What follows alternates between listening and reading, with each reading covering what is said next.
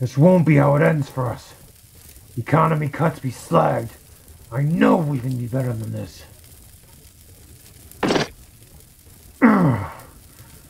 Combaticons, we need upgrades.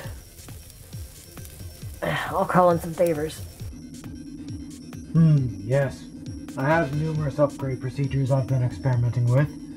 I can turn your squad into one that rivals Squadron X, or perhaps even the DJD itself. I just have one question for you, Onslaught.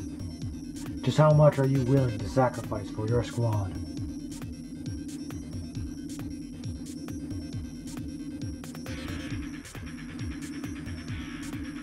Whatever it takes, Shockwave. Whatever it takes. Excellent. Let us begin. Ah! Ah! Ah! Ah! Ah! Ah! Ah! Ah! Ah!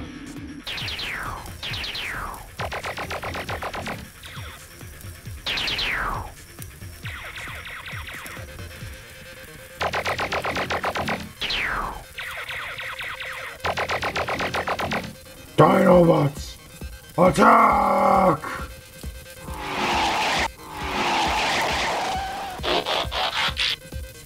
Combaticons! Merge for the kill! Combine into Bruticus!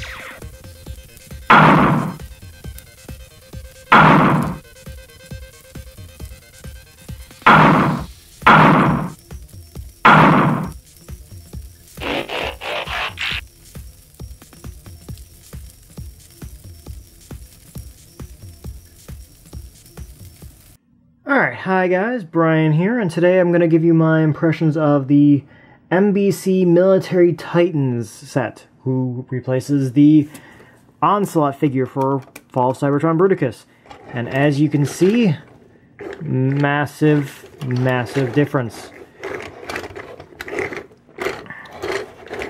He is just so big and beefy and kind of awesome. I say kind of because basically the big theme of this figure and the set, that the parts that come with it, is that he is fiddly as hell, but eventually worth it, kinda. Not exactly a glowing impression of it. He is just very, very, very frustrating, but the end results are pretty awesome. Like, this looks awesome. Getting to this is difficult. And even when in this mode, things have issues. Like, these panels here constantly come unpegged, and there's nothing really connecting these two pieces, so other than that. So the back half of them can pretty easily, like, start to spread open. These cannons are, like, connected via a little L-shaped clip in one of them that they don't really connect all that well. So if you try to manipulate these cannons, invariably these two are going to become unpegged and just kind of flopping around like this, basically. Because, yeah, they're unpegged now. So we just gotta peg them again, and they'll fall apart instantly. So when you get this guy and into a pose, he is pretty decent. Also, his wheels they move around a lot for a number of the various modes, and they do not stay pretty much anywhere you tell them to stay. So they're just another thing you constantly have to fiddle with. So I like him thus far, but he definitely is a frustrating figure to use. But for other size comparison, let's go ahead and throw in Roadbuster, and I've also got Neptune sitting here, so why not? So as you can see, pretty big guys arrived in the same box together. Compared to the Hasbro Voyager, he's pretty, like, significantly bigger, but it's a third-party figure, so you kind of have to expect that. Compared to Neptune, he's significantly smaller. So there's the size comparisons.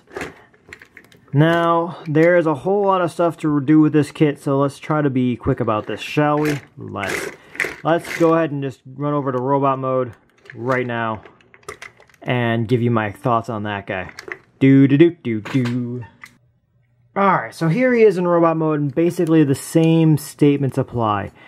He is fiddly to get into this mode, and things can, like, these things are part of the chest shield, and these pieces, parts form every single time you change modes, and it kind of annoys me, but not amazingly so. I don't like parts forming. Anyway, these bits move a lot just by manipulating them, and that kind of bugs me. But this is actually probably his most solid mode. Nothing like falls apart catastrophically in this mode. Except for basically the arms don't peg in super solid, and they'll occasionally do that. But that's about as bad as this mode gets for fiddly things falling apart. These shoulder pad things, I hate these so goddamn much. I will explain further when I do the combined mode, but they cause a whole lot of issues, and I hate them. But for articulation, he's got a ball-jointed head and can do basically anything you want, which is kind of cool considering the angle that his head is seated at. His arm can, you know, move around quite a lot. The wheel gets in the way, but you know, you still got plenty of room to be able to do whatever you want with it. These panels you can fold up however you like. I do this because I think it looks the best, and it keeps it out of the way. There's ways you can fold these up to like be in the way of the arm like that. So I personally just leave them like this because I think it, you know, adds for a cleaner look. I also happen to leave the cannons on his back like yeah, to for weapon storage. I don't like putting them on his arm. They can combine in for robot mode, and these guys actually combine in a much more solid manner in this mode. Like, not super solid on their own, but two pieces of it form a full peg, and that peg is a 5mm peg, so when you plug that into a 5mm port, they now become one solid piece and are perfectly fine. But I don't always want my figures to be armed, so my default action is to plug them into someplace for weapon storage. I also wanted to make one more note about these panels. I've noticed that I haven't noticed a lot of people talking about this, so I'm going to mention it here. These panels actually plug into two spots. You've got the peg and the port on the wheel, which most people do, and they leave them like that. But these then spin all the way around. But there's this little tab right here and a little slot for it on the inside of here, so you can actually plug them together, and that locks the leg very nicely. And some people had issues with stability for the guy, and I think that helps the stability. Because before I noticed that, these leg pieces would often do that, and that would be one of the big catastrophic failures of this mode. But once I realized, hey, I have the option to plug this in, it kind of solved that issue. He no longer is all that back heavy. I mean, a little bit. But, you know, I was cheating before that by doing that with the leg. Unclasping it so that the foot was flat on the ground and then getting any pose I wanted. And it was working fine. But now that I, you know, properly transform him, cutting this out to go straight back to where he was, but might not because it started singing, and that might be amusing, so I might leave it in. But once I put them in and properly transformed him, he seems to be having a whole lot more stability than he did. Like, I can now throw them out wide stance and have no major issues anymore. Not quite sure why that solves it, but it seems to. Why does that seem like it's not plugging in all the way? Whatever. One other thing I want to point out is, let's show you. These stress marks are forming on this thing as this green part, you move up and down for the various modes, and I'm getting stress marks on that, and that is concerning to me. I'm concerned about that. I'm going to be making reference to this on TFW, see if anybody else has stress marks and you know what's going on with that, because that's a danger sign. That is actually probably the most danger sign I've seen on this figure. So hopefully that's not an issue that's gonna, you know, destroy me in a few minutes. But let's go on to some size comparisons, shall we? Let's start off with the obvious one. There's the San Diego Comic-Con Onslaught. Significantly better head, significantly better look. This is what he actually looks like in-game. He kind of changes color based on the lighting in the game, but he is basically blue and green. When he combines, he occasionally like changes color too, but he's generally a little bit darker in combined mode. So that's what the San Diego Comic-Con version was. I am perfectly okay with the game-accurate version for both modes, so I don't really need a gray version. But some people do. Now let's go ahead and throw in Roadbuster and Neptune again. Oop. Man down! Man down! Alright. So you can see Neptune's half a head taller, Roadbuster's a whole head shorter. He is a beefy Voyager-ish scale figure. I think he looks pretty awesome, though, when you get him in a good stance. And this is actually probably the best mode he has, is robot mode. Almost forgot a very important size comparison. Megatron and Starscream. He's twice as tall as Starscream. Two-thirds the size of Megatron's two-thirds the size of him. Yay. Almost forgot. Now, there are other accessories that come with the figure that I'm sure you're aware of. The two guns for Vortex and Blast Off. I'm not going to bother showing them with them because they're just guns.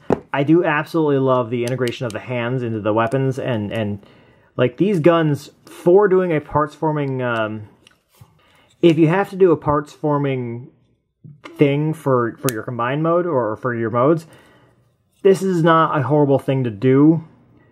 I absolutely really get a kick out of how they integrated the hands. This is probably the best integration of hands into a combined mode weapon set that I've seen. Like even Fans Project Colossus doesn't have hands integrated as well as these guys. And both of these guns do it. Although this one is, unless I'm like doing it wrong, is far more blatantly obvious that, hey, there's a hand here. But when viewed from any other angle, you might not notice it. Now, Swindle has a pair of dumb guns that I generally don't bother using. These guns are basically only used by me for being foot pieces, but you can turn them into, I'll say, interesting looking guns. I generally just leave them off and don't bother with them. But I do rather like the new chest piece that is also a head, because there's the old one sitting right there. And the new head I like. I don't have a problem with the old one. I like the thinned down version of the... I just like this new chest. In fact, since this set comes with the retail version, I'm actually tempted to use this chest piece on a spare Swindle I have to make another character. But probably won't, since I don't really care for that mold, this mold drastically much. Anyway, I dig the new part for Swindle enough that I wanted to talk about it. But let's go ahead and take a look at Brawl and his upgrade, because he has the dumbest weapon backpack of all time. I hate this thing, so I never put it on, but hey, it's a foot that needs to be integrated somehow, so hey, why not? Everything else about Brawl. Let's point you guys down a little bit farther so you can see his feet. He's got awesome new feet.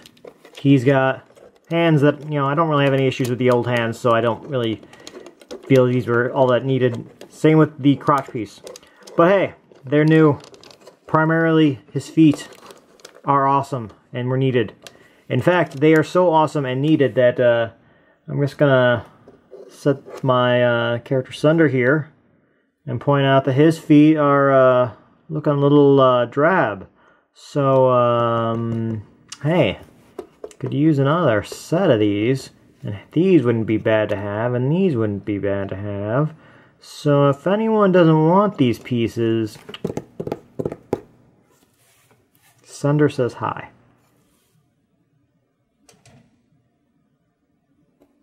I have the flag.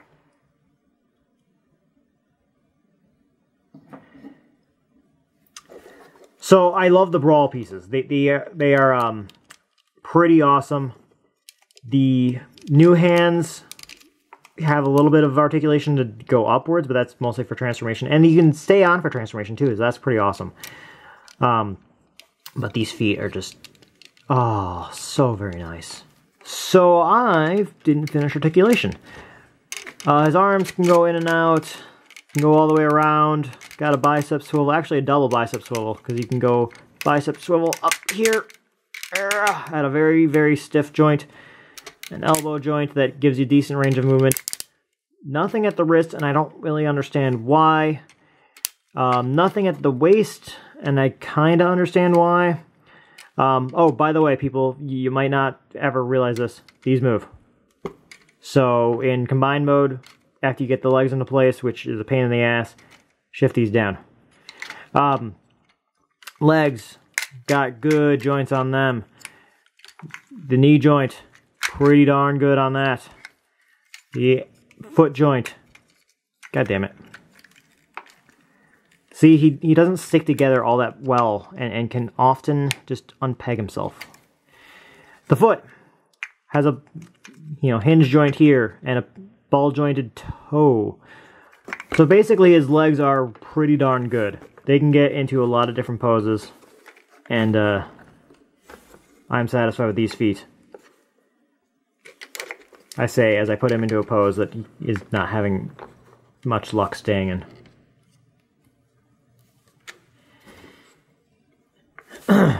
But let's go ahead now and get on over to the mode that everyone really wants to see, the combined mode, and give you my thoughts on that.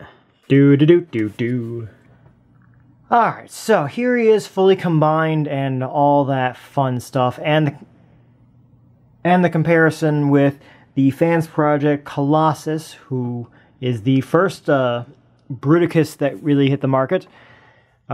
Still a really cool figure, but he definitely looks more imposing, as you can see. In fact, let's go ahead and throw in another couple size comparisons for you. So there's Fall of Cybertron, or War of Cybertron, Megatron, and Starscream. And you can see he's big. He's very big.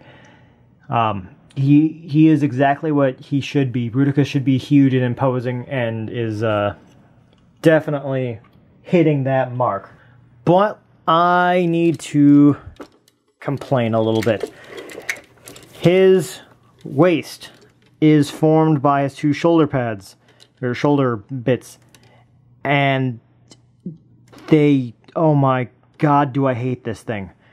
Those green flaps that I mentioned earlier, they just keep falling off in there, and thus breaking this entire segment apart, and thus the legs fly apart, and the whole thing is just, I don't quite know how to make it stop. As I mentioned, that annoys the crap out of me.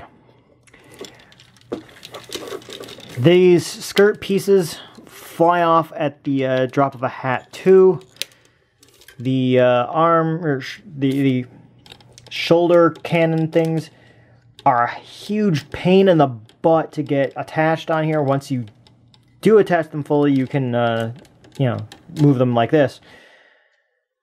Basically, this guy is a humongous pain in the butt.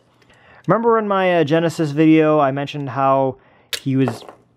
how he was very annoying and button posing and blah blah blah, and I liked him even though he had flaws. This guy really tries to push that concept farther, as far as it will go.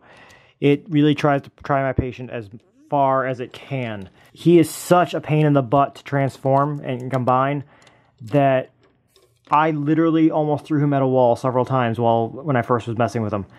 I'm not exaggerating. I literally did have to stop myself from throwing him at a wall twice. I instead dropped him on my desk and just, you know, reminded myself that this thing was expensive and I shouldn't do that. But holy crap, does he piss me off when I'm trying to use him. But I will say, you get him into a pose, and as you saw in that opening video, he looks badass. So, yeah, he's awesome, but he is so difficult to manipulate that it's just, but as far as articulation and combined mode, let's go ahead and run down that. His head is on a ball jointed, no, I think it's a couple swivels, but it can do anything you want. It's even got a little bit of forward movement, and if you open the chest a bit, you can, you know, cheat with that. Everything else, I'll have his chest in words, his words in his mouth face. He also, you know, has fully rotating arms. The arms have pretty good actual joints because of the way they are designed. Now, a lot of people have issues with this hand falling out of Vortex, but here's what you can do. Take the thumb off of Vortex, and this hand stays on fantastic, well, not fantastically, but significantly better. As soon as I tried it, noticed a vast amounts of improvements, and actually in that entire opening video that you guys saw, didn't have any issues with it whatsoever. I did have issues, like, I want to say about 5 times reconnecting his waist joint, just from doing, you know, 2-second scenes and trying to get him into those poses. His other arm does the exact same stuff. I do have a little bit of an issue in that, see? Fiddly annoyance. But his arm does that on me. And that's not even at the elbow joint. That's part of the gun joint.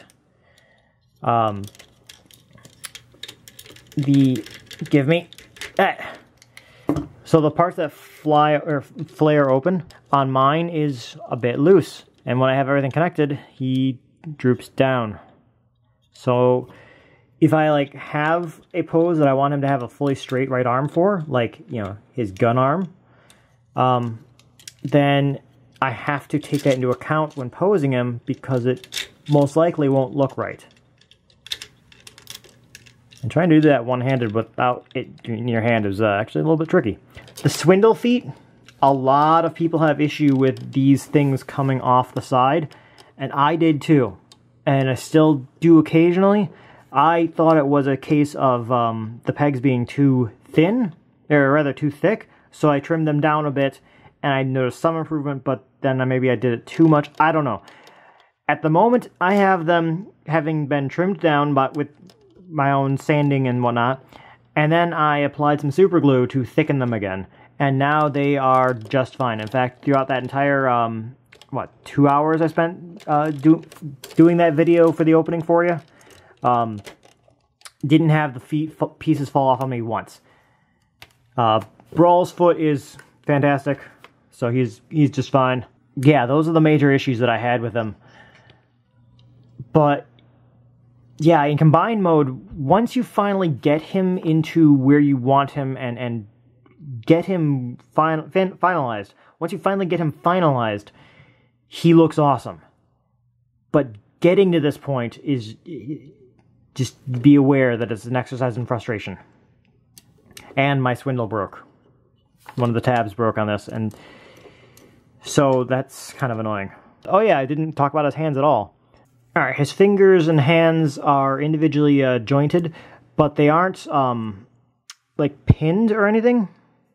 So the fingers can fall out at the drop of a hat, and as you might notice, there are letters on the fingers to indicate where they go. But other than that, they are on a ball joint and can do basically anything you want with them. They can fall out pretty easily, the fingers and the hands, but they can thwip. Alright, so back to robot mode for my final thoughts. As I mentioned, overall, this guy is just he is really, really fiddly, really, just a pain in the butt to work with. But the final results, I guess, are worth it. The frustration versus reward equation on this guy is pretty narrowly thin. I definitely don't regret picking him up, because I look at a shelf with the combined mode on it and just go, yeah, that's awesome. And he looks good. I like him. I'm satisfied with him. I do wish he was better, though. I'm not going to ever claim that he is the best figure ever. And, like, originally I had one of my custom characters was an Onslaught repaint. So when they announced this guy, I was like, well, I might buy 2 of them and repaint one of my guys into that. Having now got this guy in hand, I'm not doing that. Definitely not doing that, especially since I've already made them, you know, from other molds. So he's not a figure that I particularly love as a figure, but he is a figure that I do rather enjoy as a display.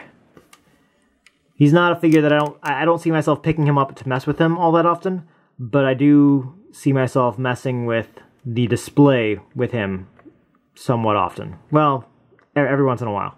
So that's basically my thoughts on him. Let me know what you guys think about him. What did you think about that opening intro? Did you guys like that? Should I do more of them? Should I stop copying Vangelis? Let me know what you guys think of that. I actually had a bit of fun, if frustration, actually immense amounts of frustration, setting that up. But hey, if you guys like it, I'd like to know, because you know, if I'm doing something good there, let me know. So I'll see you guys later, and leave any comments you have down below. Bye!